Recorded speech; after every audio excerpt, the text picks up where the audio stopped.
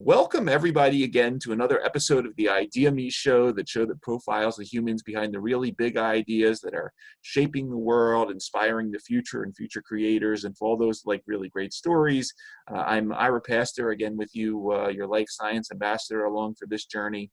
And today we are going to continue upon a theme that we started several episodes ago, and that is basically in how this world with amazing pockets of wealth, ultimately how we make sure some of it outside of the traditional life science, venture capital, private equity model ultimately gets appropriately channeled to support these next generation of breakthroughs and healthy longevity that we've been talking about on the show, so that all of us can ultimately benefit from these tremendous opportunities and what it all has to offer. Today we are going to talk about the topic of inducement prize contests. So inducement prize contests, or IPCs, are basic competitions that award a cash prize for some accomplishment of a feat, usually of engineering, typically designed to push the frontiers and extend the limits of human ability. And they can be extremely effective in pushing forward advancement of technology. Some extremely famous IPCs from the past include the 1714 longitude rewards that were system inducement prizes offered by the British government for creating a simple method of determination of a ship's longitude at sea. There's also the Orteig Prize from 1919, which was funded by New York hotel owner Raymond Orteig to the first aviator that was able to fly nonstop from New York City to Paris. Inducement prize contests are distinct from recognition prizes like the Nobel Prize in that IPCs have prospectively defined some criteria for what feat is to be achieved for winning the prize, while recognition prizes are based on the beneficial effects of that feat. The XPRIZE Organization is a nonprofit organization that designs and manages these public competitions that are intended to encourage technological development that ultimately benefit humanity. And their mission is to ultimately bring about radical breakthroughs for the benefit of humanity through incentivized competition. As of January 2018, there have been 7 completed XPRIZE contests with 8 active competitions going on. The Ansari XPRIZE for suborbital spaceflight was the first back in 1996, but since then new challenges have expanded into a range of fields, including exploration of both the space and oceans, energy, the environment, education, global development, and the life sciences. And recently, more to the topic of this show, they recently released the Future of Longevity Impact Roadmap, which was a digital report and interactive website that reveals 12 breakthroughs that can ultimately promote increased health and life expectancy for all of us. Today, we are joined by Dr. Roey Tzezana, who is a future studies researcher at Tel Aviv University and a research fellow at Brown University. With a PhD in nanotechnology from the Technion Israel's Institute of Technology, he's acting as a lead researcher at the XPRIZE, where he leads research about human longevity, which eventually lead to the development of treatments to stop and reverse aging.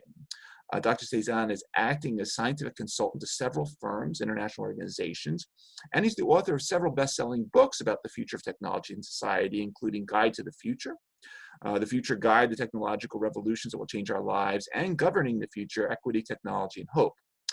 Dr. Tzezana has co-founded the Sim Politics Project for political forecasting, as well as Telebuddy, which is a fascinating firm that operates telepresent robots around the globe, allowing him to teach, lecture, and live in multiple continents at the same time using robotic avatars as bodies. His research has led him to journey worldwide, from Kazakhstan to Latin America, even to Antarctica, ultimately trying to understand how technology is going to impact humanity and how it's going to reshape both society and our institutions. Dr. Roey Tzezana, thank you for taking the time to come on the show today. Thank you for inviting me. It's a pleasure. It's our pleasure. Typically, we start off the show by giving our guests the floor just to talk about themselves for a little bit. If you could just go into your background, where you grew up, how you got interested in biology and nanotechnology, and this general overarching theme of futurism and emerging technologies and what they hold for us. Yeah, sure. Why not? Okay, let me go way back. Take your time. To encourage kids, because I was a pretty mediocre student, and that's putting Me it too. really mildly. Yeah, I think a lot of us have been in the. At one point I had 7 large Fs in my end of semester review in high school. My mother went nuts. I mean, it was we were grieving back in the house, but I was always keen to learn about popular science and to read science fiction. I loved reading the works of Carl Sagan, the great, of Isaac Asimov, the great, Jared Diamond, the great, and many other great writers. Mm-hmm. And after I finished high school, I went into army service. That's what we Sure. usually do in Israel. And that's basically 3 years of mind-numbing work, let's be honest Mm-hmm. here. Mm-hmm. So I had to, in order to keep thinking, I just had to keep on learning, and I registered to the Israeli version of MOOCs, massive open online courses, Okay. back, almost 20 years ago. And that's where I found biology. That's where I discovered the science of biology. And suddenly my world was turned upside down. I mean, what does it mean doing a MOOC at that time? It meant you were getting in the mail a book about, Mm. that weighed several pounds or kilograms or whatever. And you basically had to read it on your own and figure it all out.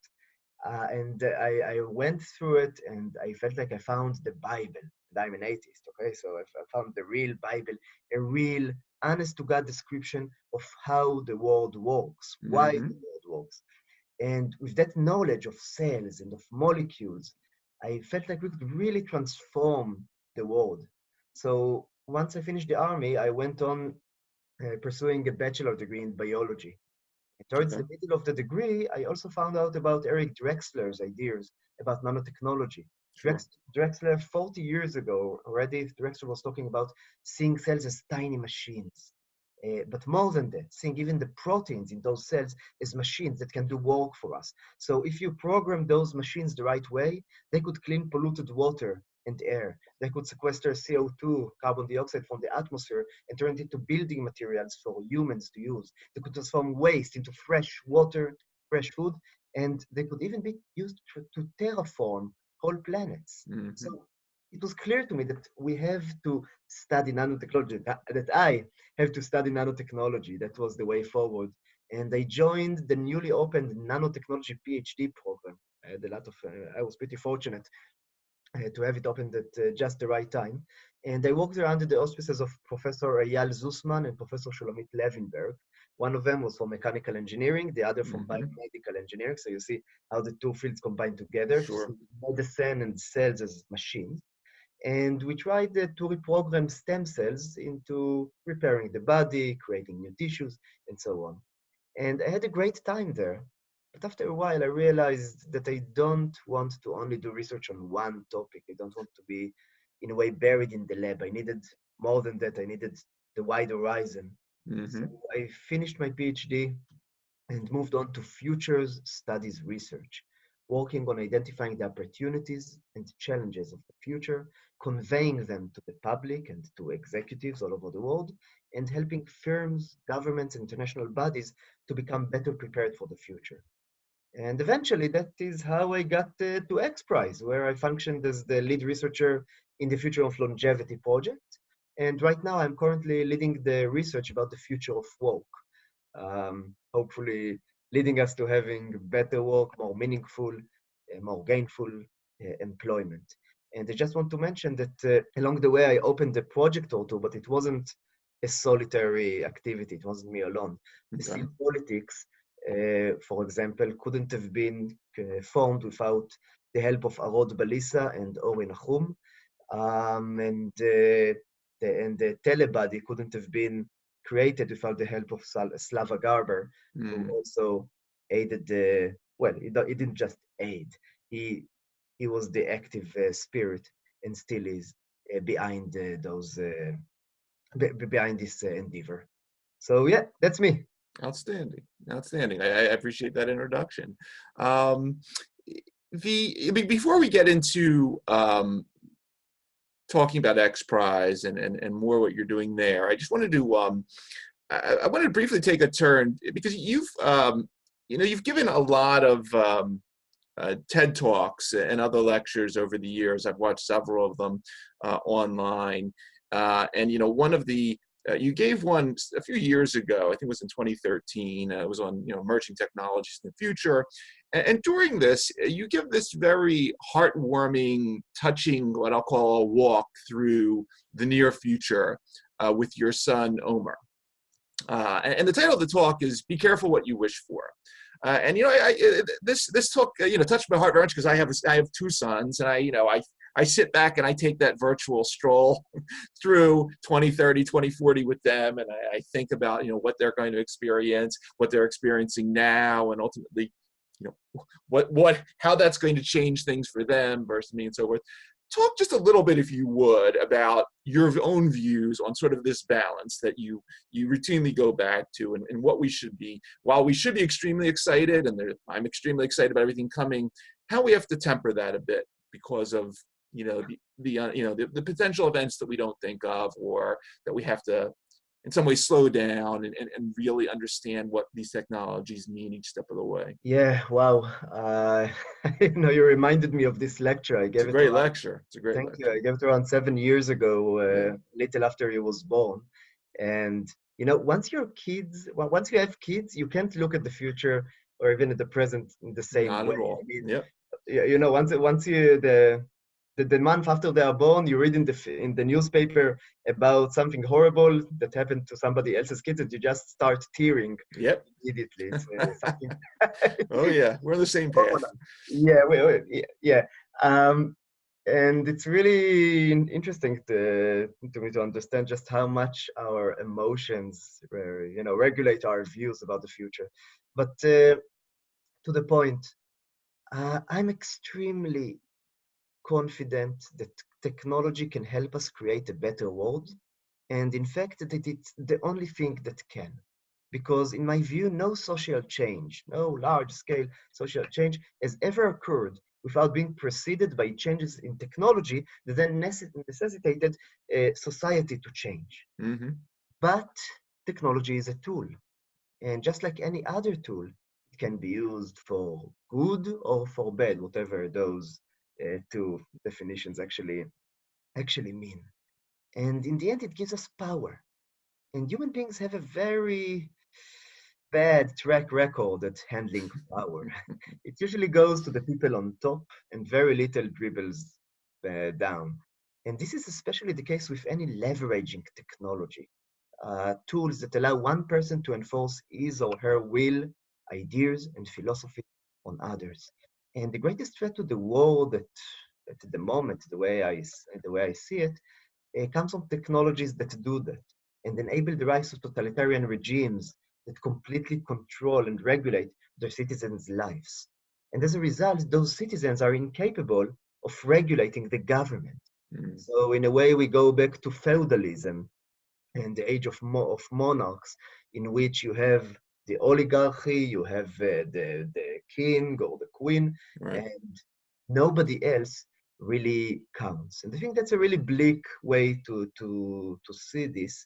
But I am concerned that as AI continues to advance, we will have less of a need of the common human being, of people like you and I, on the one hand, and on the other hand, AI allows regimes to constantly regulate whatever everybody says.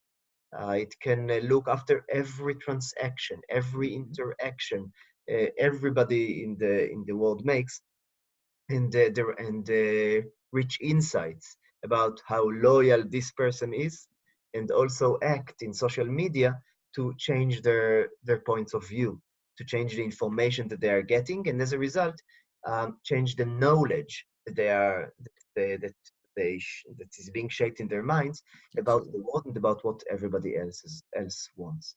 So I think right now you have some countries, and I'm not going to mention them, Mm-hmm. but you have some countries that are becoming adept at this kind of social regulation and social engineering. Yep. And I have to tell you, many people won't agree with me about this, but there is a lot of good to it and a lot of bad.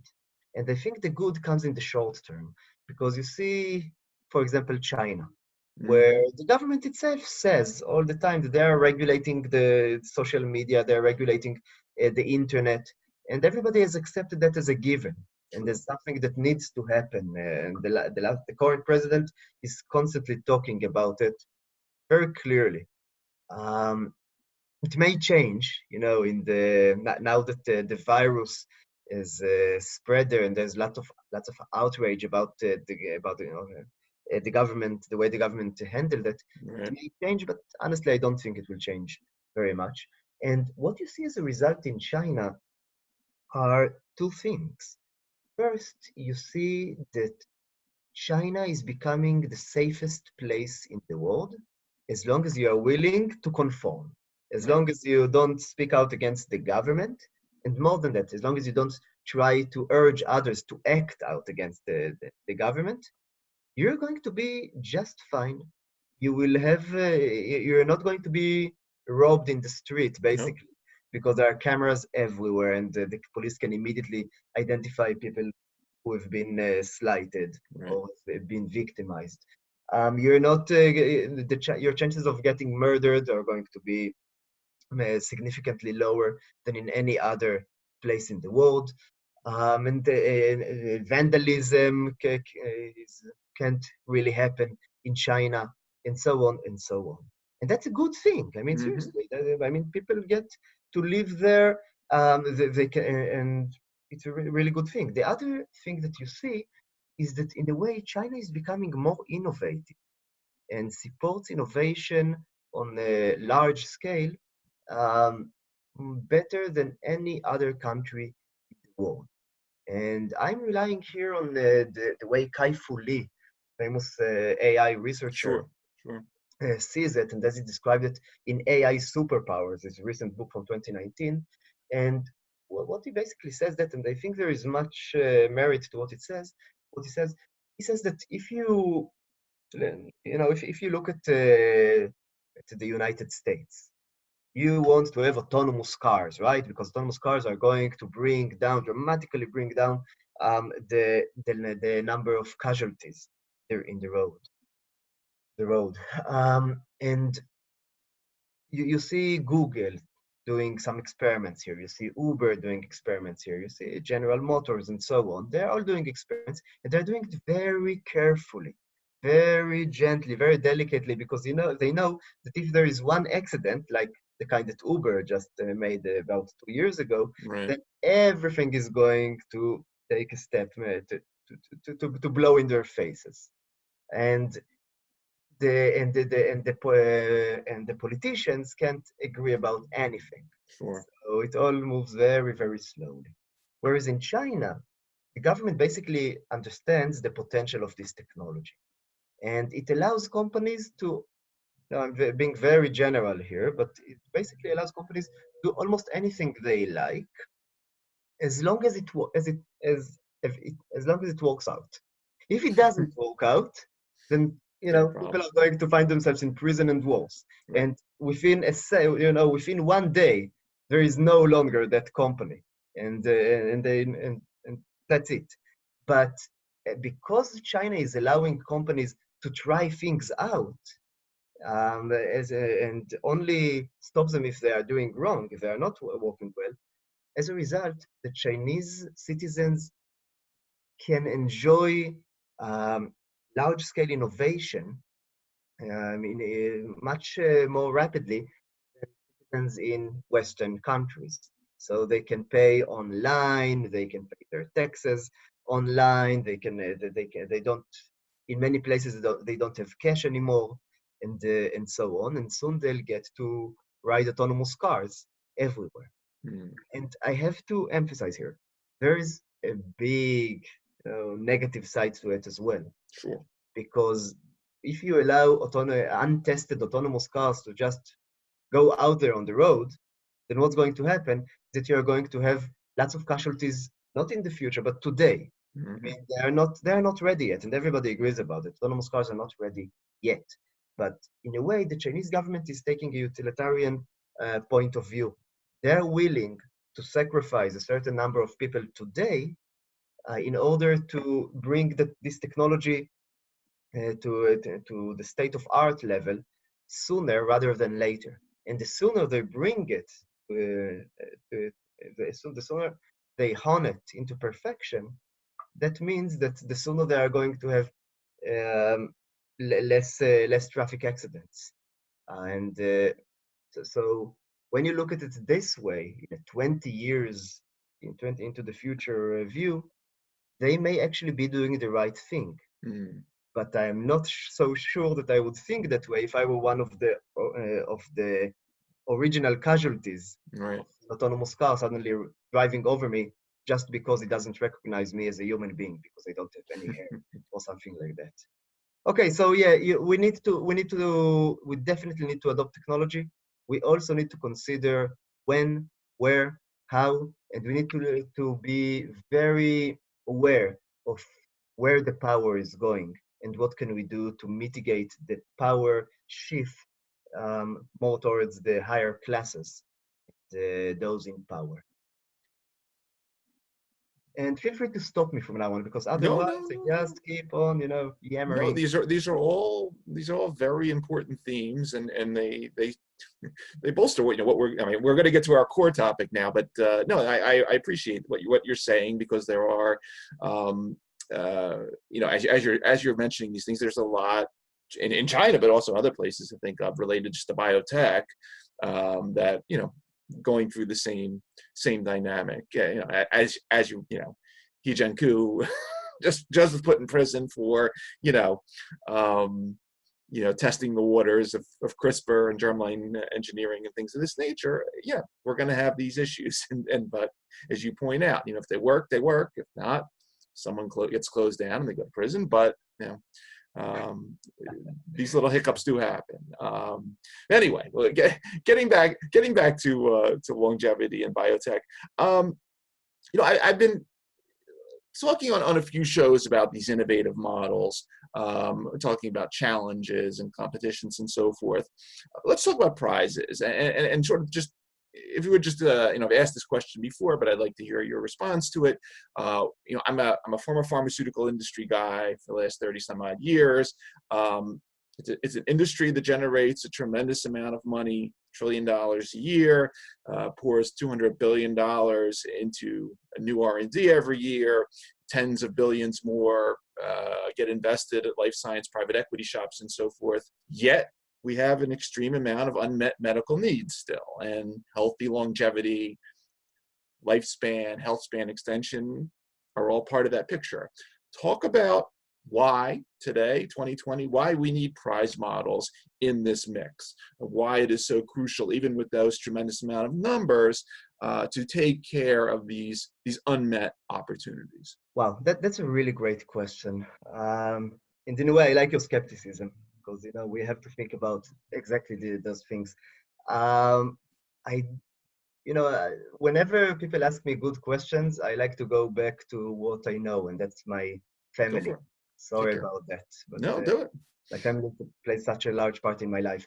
And right now I'm taking an evening course on Udemy on game development and Unity 3D, and I'm taking it with my son, Omer.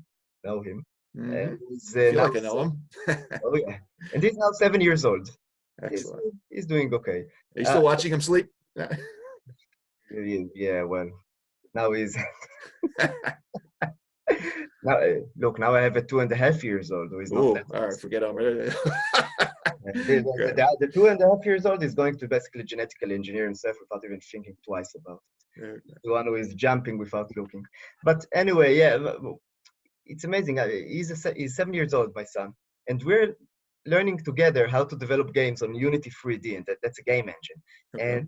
And if you experimented, if you ever tried it, you know that it's freaking amazing.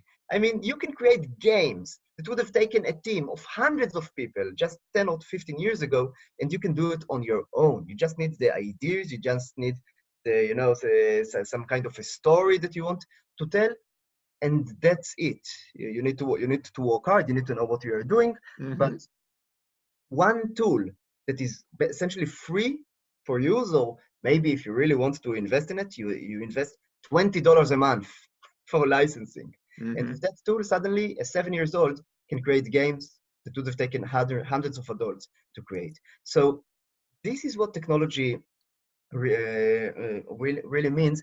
when we're saying that it democratizes innovation.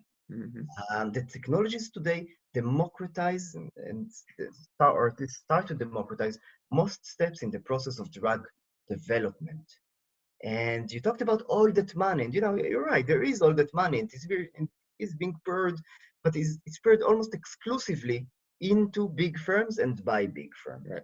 And on the other hand, the AI engines that a kid can run today in his garage can help him come up with novel ideas for drugs and for new ways to engineer the body. So I strongly feel that we're nearing the point of democratization in drug development, and we want to incentivize the public. We want ideas to come from everyone, not just the few high and mighty. And we want to Absolutely. further democratize drug development. And not just drug development, every kind of biomedical device known to man and many others that are unknown yet, but will be invented in this decade and in the next decade. Mm-hmm. And that is what the XPRIZE has been established to bring about, really, right? We know this model works. You mentioned yourself several of the examples from the past. We know that it will work for any kind of challenge as long as the technology has reached the stage where young people can use it to solve those large challenges. So we are feeling extremely confident that using this model of the public innovation, of crowdsourcing innovation, we can help accelerate innovation and accelerate the path towards solving the grand challenges of humanity. Outstanding. Outstanding. We'll keep going along those lines. Now, if you could talk a little bit about how XPRIZE sort of works, because I understand, there's the roadmaps, which then lead to the prizes. Can you just walk some of us that I think of XPRIZE as a West Coast thing, but here I sit on Philadelphia on the East Coast, and just know what I know through the website. But talk a little bit how it all works in the sense, and it doesn't be the longevity one, but obviously very interested in longevity. But how some of the past prizes work, what the whole process is, and how the idea gets started, and then how you put the different teams together to figure out the roadmap first and so forth. If you can, that'd be great. Of course. So I'd rather talk about the longevity. No, please do. Roadmap. Yeah, but I will give you an introduction to explain how it applies to basically everything that we do. First of all, I want to make clear that we're using methodologies that Zinja Tata and Dr. Shai Hershkovitz have developed for XPRIZE under the in the Impact and Design department in XPRIZE. And when Sergey Young came to us and provided both the push and the funds that were needed for XPRIZE to make its first foray into this field of longevity, we knew that we needed to use these methodologies to study longevity, because we can't just create a competition just like that. You need to understand, what do you actually want people to do? What will move the needle the most in longevity? What should we ask the public to achieve? So we need to better understand the past, present, and future of longevity. And we worked on creating what's called an impact roadmap. An impact roadmap is an analytical tool. Essentially, it's a report, really. It finally gets published as a report.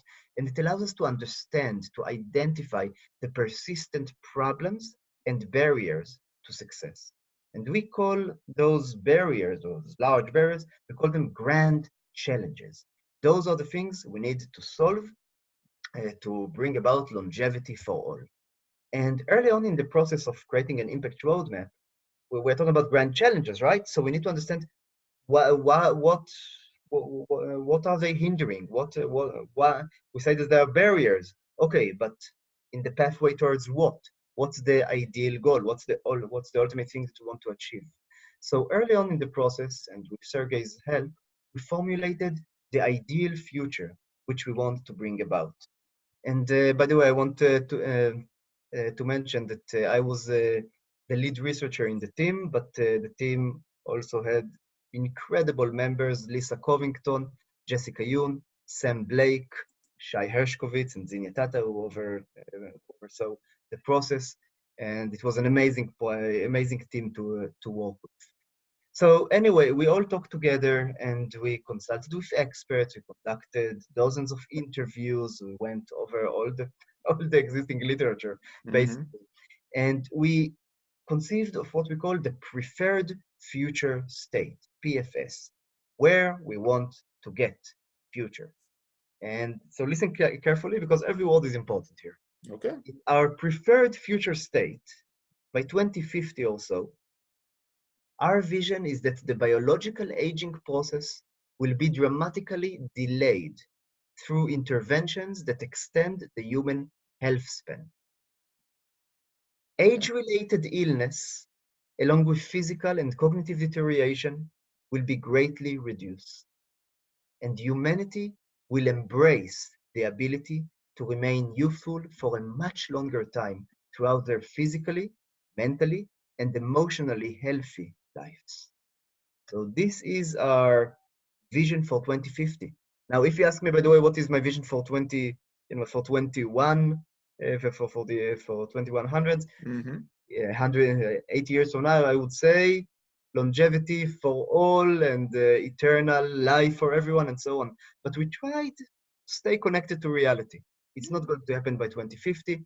Um, so we just want to significantly and dramatically extend the health span of everybody to allow everybody reach the age of 100 years old or even 120 years old, largely healthy, generally healthy.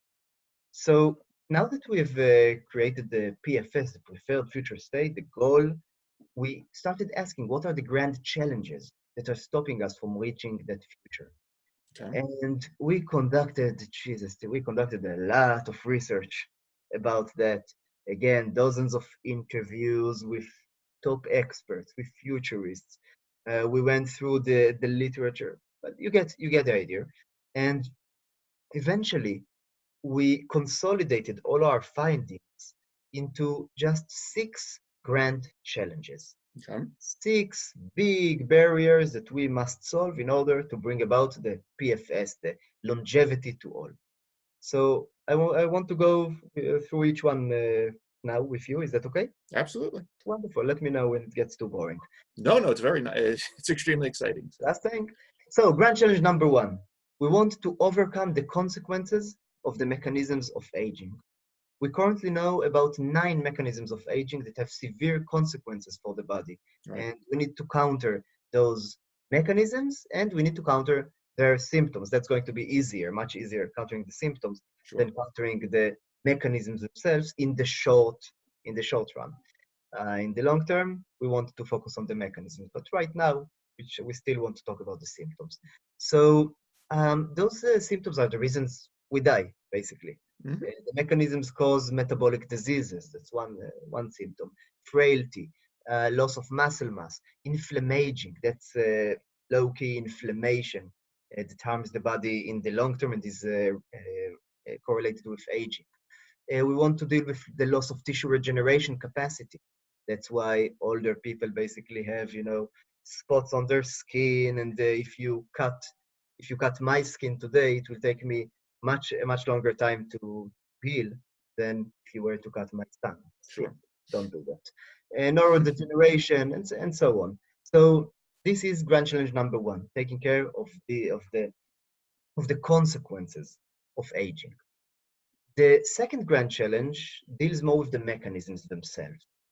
And before we actually take care of the mechanisms, before we start thinking about how to reprogram the body to stop those mechanisms of aging, we need to develop a unified theory of aging, Mm-hmm. a model of aging that is universally agreed upon. Everybody can agree that it's pretty much accurate, and it should tie all those mechanisms together and highlight areas for new R&D efforts.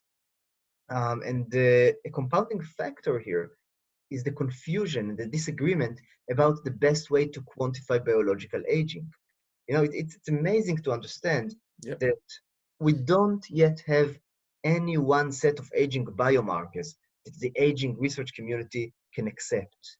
And how can you even know whether a certain intervention works or doesn't work if you can't even tell what's the biological age of Sure.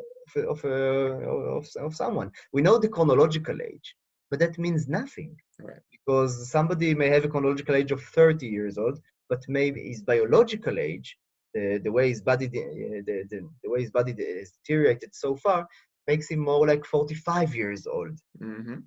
deep inside, and you can't know just by looking at him or her. I want to say though that at least in this front there is progress today, and very exciting progress.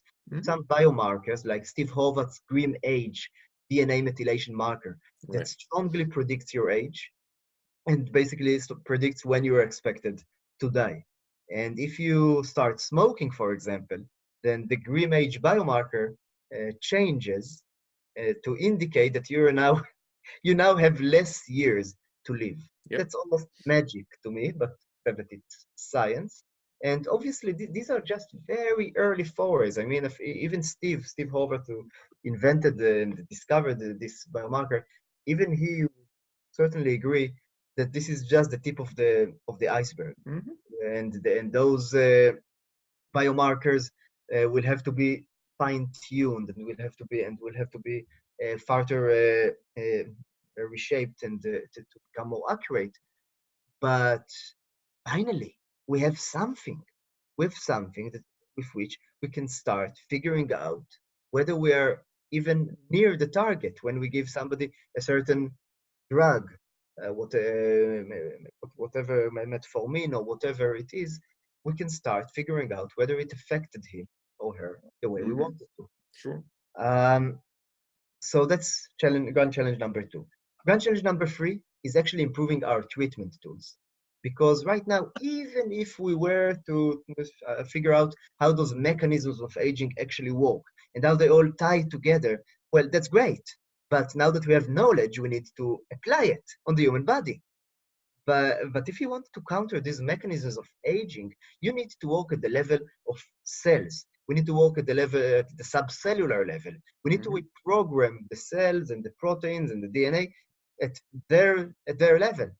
And the tools we have today are incredibly, horrifically cumbersome, awkward, large. They are nowhere near the scale that we need. We don't have any efficient tools to work with cells and with DNA. We do have some tools like genetic engineering, epigenetic engineering, stem cell transplants, things like that. And but they are still emerging. And they come with limitations, they come with risks. And yeah, you mentioned you mentioned what happened in China almost 2 years ago. So yeah, there are still plenty of risks and consequences to any unsuccessful treatment. So those tools struggle to achieve mainstream uptake, and for a very good reason. They are not very good yet. We need to improve those treatment tools. If you don't work on that, you can't expect to really come up with tools that can help you extend health span and lifespan. Mm-hmm. Number 4, we need to expedite the drug development and approval process. And the current process for drug development and approval is incredibly slow and incredibly expensive. And by the way, that's actually a good thing for the big players in the industry. Mm-hmm. They don't want the process to be cheaper because then they lose some of their monopoly, of the monopoly that they have on drug development.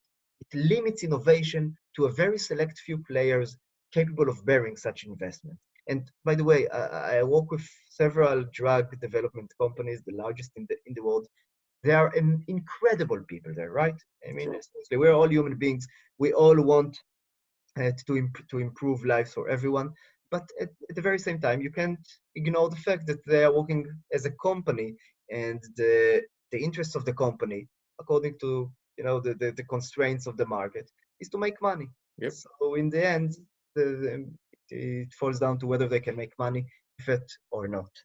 So even among those who can do it, who can support drug development process and its authorization and approval, the process is fraught with failure. Absolutely. And it's incredible to understand that at most only 13.8% of all drug candidates that enter phase 1 of clinical trials will end up being approved by the FDA. Yep. And the entire process of clinical trials and FDA approval takes somewhere between 6 to 10 years. And then you add the fourth phase, the post-market phase, Yep. and that can take up to 10 additional years.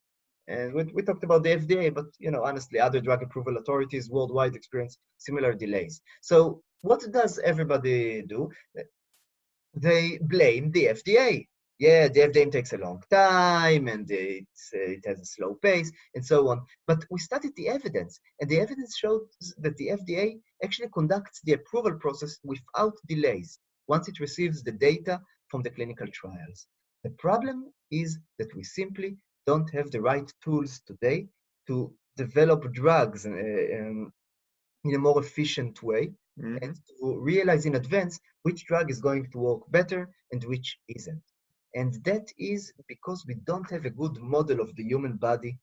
So we can't, if you look at computer development and you look at how people are creating, how Intel is creating new chips and so on, they have a very good model of physical model of what computers look like, of what chips look like, and they can test new ideas on those models in the computer. Yep. And that way they can constantly come up with better ideas, or they can scrap bad ideas after a very short period of time.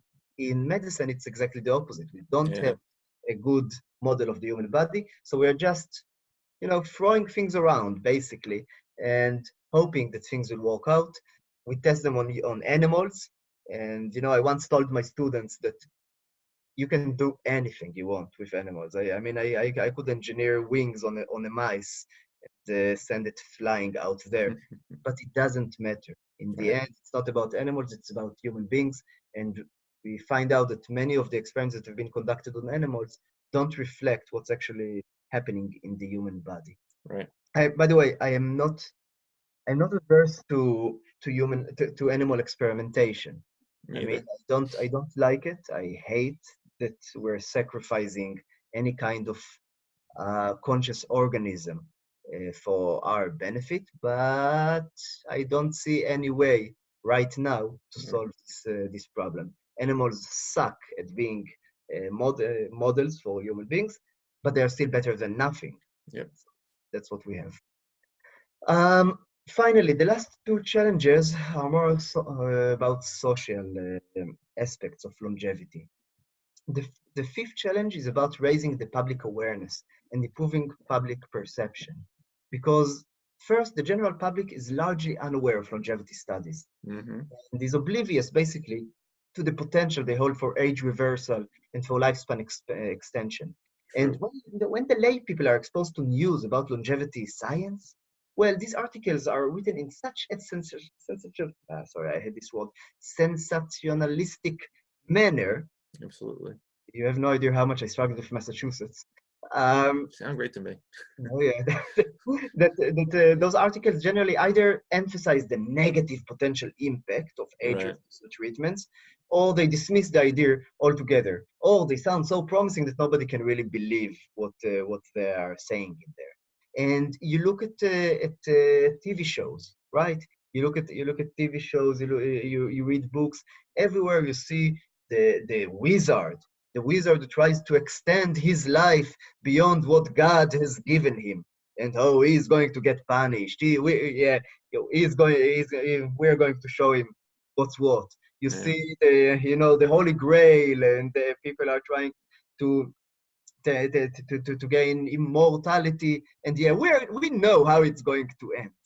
So the entire public perception is being shaped by those ideas that come from a point of view that is thousands of years old, and is basically always said that leave to the gods what is for the gods, immortality. Human beings have to live, struggle, get sick, and die. And I think that's horrible. I think that's an absolutely atrocious point of view to take when we're going into the future, and when we have technologies and tools that can help us extend our lives. And some people, because of the cultural views that they hold, religious views, philosophical views, ethical views that they hold, that haven't evolved yet, and haven't really taking into consideration what we can do today, some people will hesitate to take these treatments, or even worse, will prevent their children from enjoying these treatments. Mm. Even pharma companies, I think they understand the general reluctance and the difficulties, the cultural and the perceptional difficulties here, and they hesitate to develop drugs in this sector. It's not clear what the public view would be. So we definitely need to work with the public to raise the public awareness of longevity studies and to improve perception of longevity. And I know that Peter Diamandis, our overlord and the CEO and everything in XPRIZE, he came up with he told us a story about the way he talked about it with some of the clergy. He basically came to some high-ranking clergy members and asked them, listen, let's not talk about immortality. Let's talk about 120 years. Do you agree that we should help people live as long as we can, up to at least the age of 120 years old, and we should keep them as healthy as possible along the way? They said, yeah, we can definitely agree with that. And he said, okay, that's enough for now. Yeah, on the same page. Yeah, and you know, I'm saying that something now that he didn't say, I think, but I would have said at that point, let's talk in 60 years from now, There when you you're go. all 120 years old, and ask then whether you want to die or to keep on living in perfect health. Sure. So so yeah, there are ways to, I think, to influence the public perception, and we need to think about it. And finally, grand challenge number 6, we need to ensure the accessibility of the treatments. And there is a wide-ranging consensus. Everybody we talked with agreed that eventually longevity treatments would need to be accessible to all. Mm-hmm. We are not trying to create a new class of God kings. We are not Right. trying to create the Ubermensch of the future.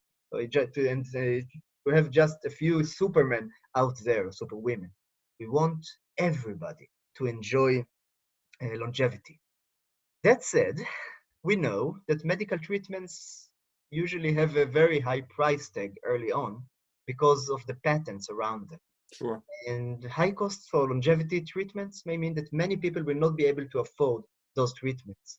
And in that case, that will breed greater social disparities, economic disparities everywhere around the world. So we need to deal with that. And even if this concern is unfounded, some people say that, you know, in 10 or 20 years, yeah, those treatments will start being very expensive.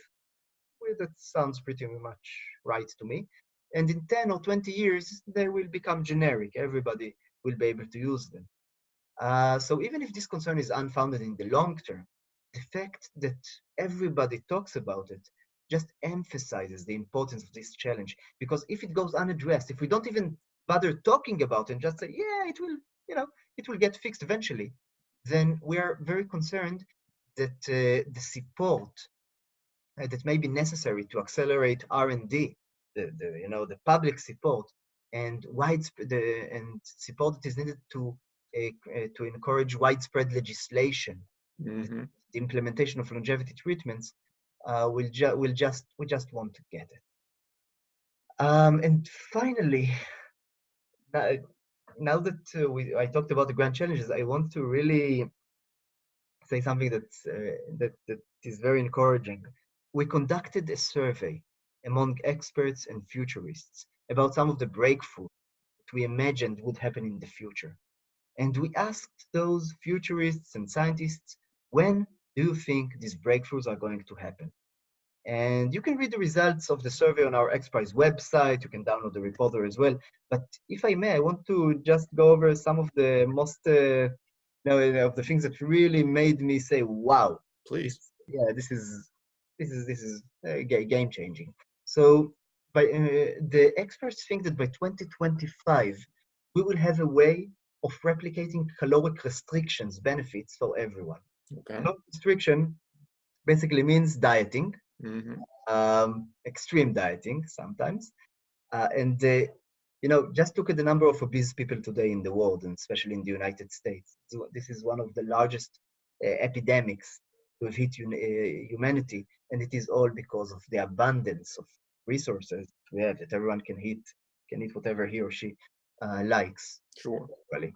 And this leads to heart attacks, cerebrovascular diseases, basically cancer. It increases your likelihood of contracting almost any kind of age-related disease. Absolutely.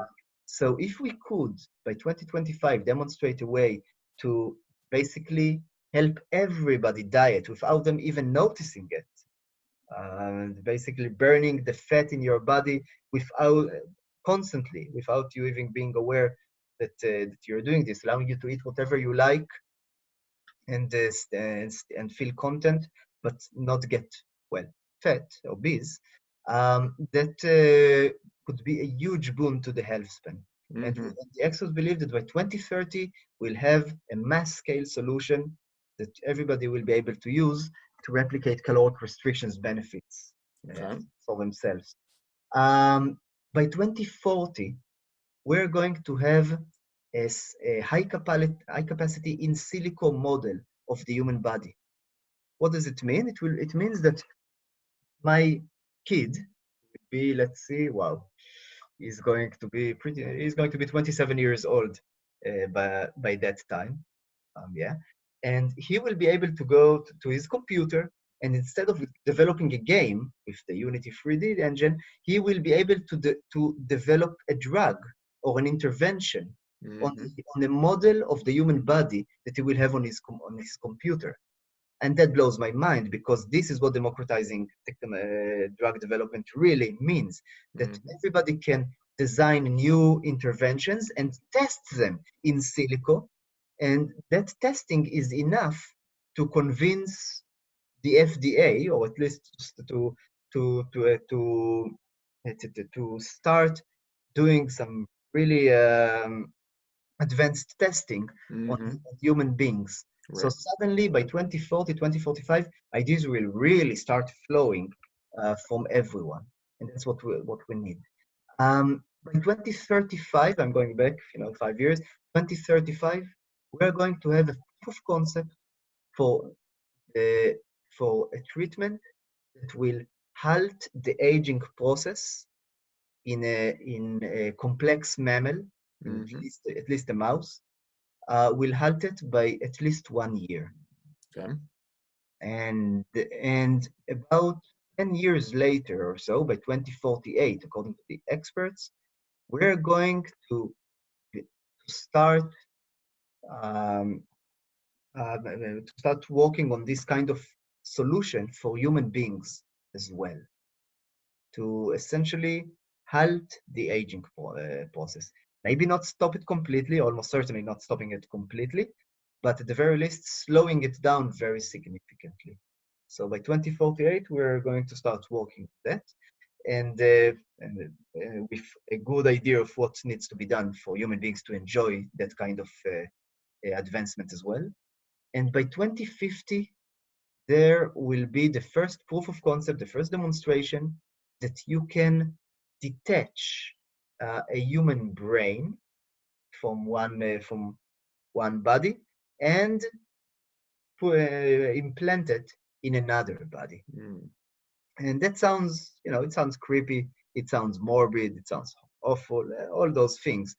But if you think about it, that basically means that as long as the brain doesn't suffer from neurodegenerative diseases or from normal neurocognitive decline, whatever, then you can basically take a human brain and move it between bodies. Again, it sounds horrible, but I have to tell you, again, from my point of view, I've been living as a robot. I've been giving lectures as a robot and visiting as a robot for the last 4.5 years now. Right. Okay, and honestly, it doesn't feel very good. I mean, it feels like you're in an aquarium and you're interacting with people that way. But you know what? It's better than nothing. And I'm thinking, okay, if you could take my brain and move it into the body of a dog or a horse or a computer or whatever and put it there so I still have my consciousness and I'll still be able to interact with people, the people I love, I'll still be able to come up with ideas, to write my books and so on. I mean, yeah, I don't want that. But then you ask me, okay, would you rather die? And I say, okay, I'm willing to consider that option. So and I think it's only one step in the process. Once you can detach the brain and reconnect it to a new body or even to a computer, it's only going to take a decade or 2 or 3 more before you can also build a new body for that brain, and make things much better. So yeah, I talked a lot. These are the grand challenges. These are the results of the survey. And by the way, there are several other breakthroughs that we asked the experts about, and you can read about them in the report. It's all there in a very nice graph. So yeah, things are looking really good. It's an amazing set of work. It's really, and I've gone to the website and I've gone through a lot of it. It's quite an encyclopedic overview of what what the challenges are, where we're potentially going with it all. What happens next though? So I mean, if I'm tinkering around here in my house and I come up with my new biomarker system, how do I win the XPRIZE? I mean, I guess, when does it get started? How much money could I win? Do I have to create a biomarker, or what if I accidentally stumble upon a new drug in my backyard? What happens next? Yeah, so first, I can't talk about the XPRIZE, the longevity XPRIZE. I'm sorry, but Okay. I can't talk about when it's going to open. I can't talk about how much we're going to give. Those are things that still need to be decided and Okay, no problem. work in progress. I will tell you this about the research that you're going to conduct in your own house. So, if I were to speak from a utilitarian point of view, I would tell you, go ahead, man. Inject yourself with anything you like. Have fun. Engineer yourself all you want. But if I were to come from your point of view, don't do that. Yeah. The human body is a very complicated machine. You don't want to start interfering with the process. Understood. No, I agree with you on that. Now, let's just say it falls out of the sky tomorrow. Boop. Yeah. God puts the cure for, health Yeah. span to 120 on my desk. Let's go from there. I mean, you can't disclose when it's going to happen and the amounts, but where do I bring this? What do I do with it? Do I just put it in the refrigerator and wait? Or I guess I'm excited about it. I'm sure everyone who's going to be watching are excited about it. So. Okay. If you have the solution, or you think you have the solution, first of all, it's most likely that you're demented. The solution is almost certainly not going to be something simple. It's not going to be rediscovering how to create aluminum with electrolysis. It's not going to be as simple as that. However, on just in case it may be something real, great. Open your own company and start and to go to Sergey Young and go to Peter Diamandis and go to many others who are interested in this field and are investing in firms in this field, including young firms. And of course, go to the established drug companies, the pharma companies, and see whether they're willing to take you up on it. That said, you probably don't have the solution in your fridge. If you do, invite me over.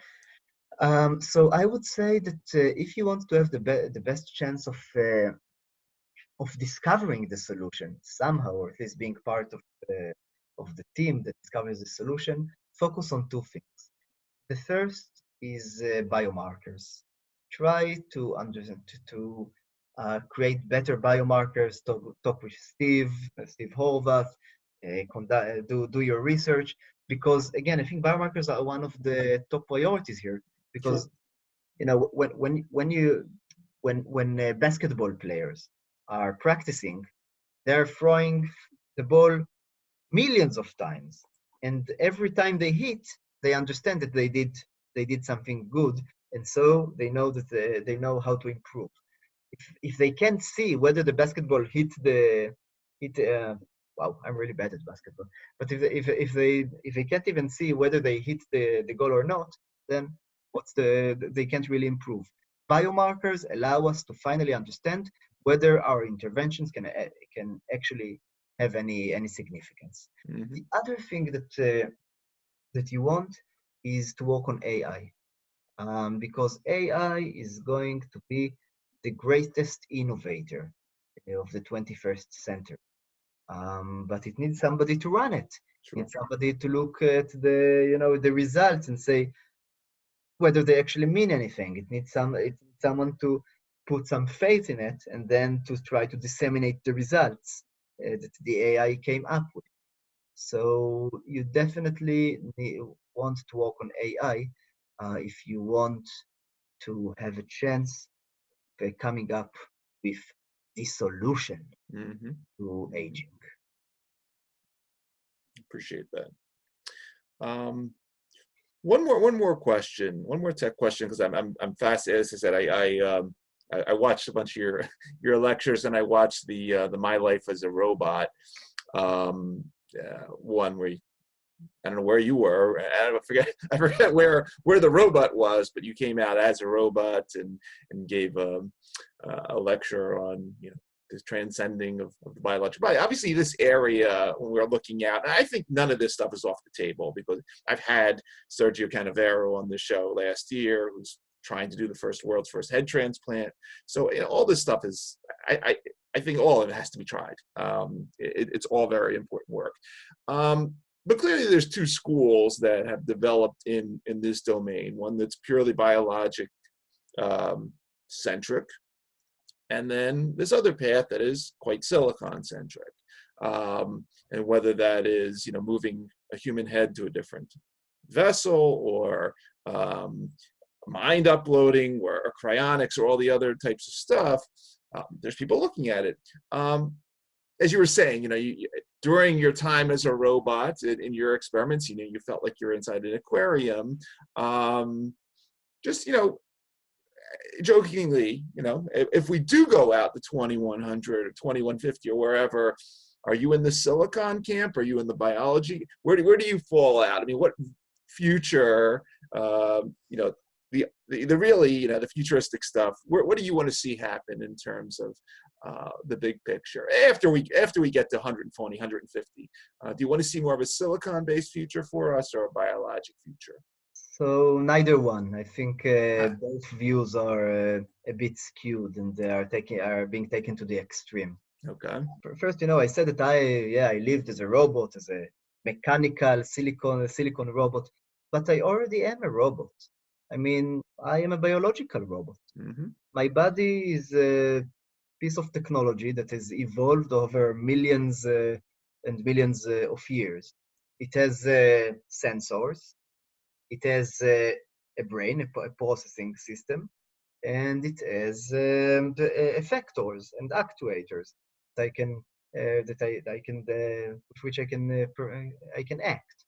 That's one of the definitions, at least, of a robot. So I already am a piece of technology, and excuse me, and this piece of technology has evolved, and evolution is not a very good developer. Mm-hmm. It's all about satisfying. It's good enough, I can survive enough to give birth, to teach my kids a few things, and then off with you. Right. And my view is that if I'm a piece of technology anyway, why shouldn't I upgrade myself? Mm-hmm. And what does it matter if I upgrade myself biologically, if I genetically engineer myself, for example? again, don't do this at home just yet, okay? I won't So, try. Don't worry. guys, you will get cancer. Absolutely don't do this. Don't want to encourage anyone this right now. But I can genetically engineer myself. I would love to do that as soon as it's safe enough. And of course, if I know what I'm getting. Mm-hmm. And if I can upgrade myself silicon with a computer being added to my brain, with my brain being slowly revamped into a more mechanical version, as Mm-hmm. long as it preserves what's really important, my consciousness Mm-hmm. and my way of thinking and my continuum of existence and thinking, I don't see any problem with it. My wife may see some problems with it when I turn into more of a silicon-based robot. But that's what life is about: constantly moving forward and Mm-hmm. testing and checking the limits. There's a great story about that in a way.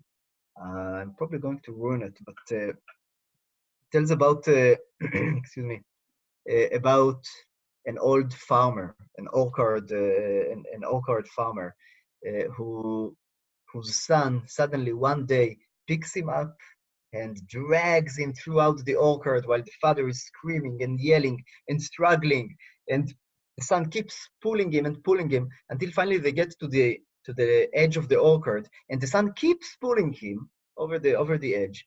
And at that point, the father really gets mad and screams, "Stop! Stop! When I dragged my father, I stopped here." So every generation is going to drag us a little farther than that. But in a way, I also want to ask, why shouldn't we learn from everything that has been before us and, start dragging ourselves a little bit farther every year without waiting for our children to, to force us over this edge? Absolutely. Absolutely. Very, very elegantly said. Very elegantly said. Complete agreement.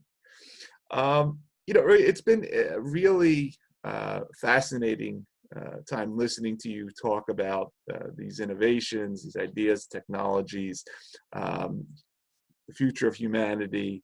And really want to thank you for taking the time to share your knowledge, as we say on the show, moving the human story forward. It's really been quite eye-opening. And for everybody that is going to be watching on the YouTube channel or listening on the various podcast networks, we've been speaking with the amazing Dr. Roey Tzezana, future studies researcher, Tel Aviv University, research fellow at Brown. He's acting as the lead researcher at the XPRIZE, where he's looking at all the solutions for human longevity. Check out his books, Guide to the Future, The Future Guide, and Governing the Future, and also check out his various companies, SimPolitics, Telebuddy. Really a fascinating guy, and I just want to thank you for sharing your knowledge with us and helping us build the story of the human future, and really going to be keeping an eye on everything you're doing, and wishing you the best of luck to get the prize together and get people in thousands of, not homes, but thousands of researchers out there focusing on this problem, because together we can solve it. So really, once again, thank you for taking the time to share your encyclopedic knowledge with us. It's been really fascinating. Thank you so much for everything that you do. And, I'm just conducting research, but you're disseminating the knowledge. You're making sure everybody knows about it. So you have huge role in bringing longevity to everybody eventually. That's what Thank we're you so trying to much. do. It was such a pleasure.